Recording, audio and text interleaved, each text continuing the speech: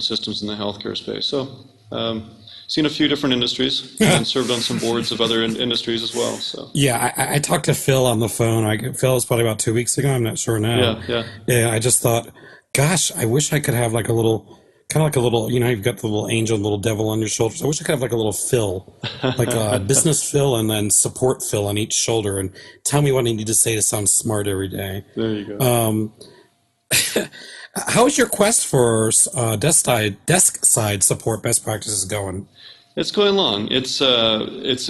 We've got because of the reorganization, many different ways that's been practiced, right?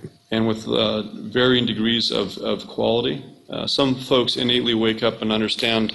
It's similar to healthcare, what a good desk side experience is, and also what a quality, manageable environment looks like, given the constraints that higher ed has to do that.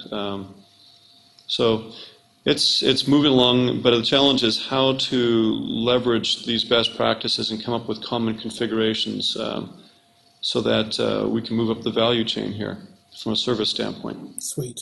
That's interesting. I've never really heard that comparison before, but it totally makes sense. From a medical industry to desk side industry, it's desk side support is very much about bedside manner or desk side manner, I guess, and it's the same in the medical industry.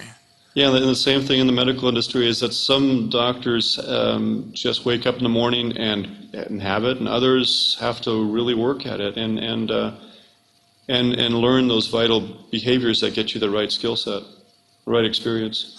And just like the doctor who doesn't have bedside manner, they go on to become a surgeon, so they don't have to talk to people. Right. And the desk side people, if they can't talk to people, they go over to infrastructure and start messing with servers. Right. So, would surgeons be analogous to developers and idle experts be analogous to Kevorkian?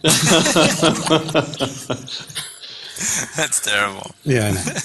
Well, idle people would end up being like the QA people in healthcare, both loved and hated, and the process people that exist in that same industry. But the challenge is in a lot of organizations is you can't take the surgeon and put him in the back office, and you can't take always you've got to combine both skill sets, whether or not it's native in the people that you're working with.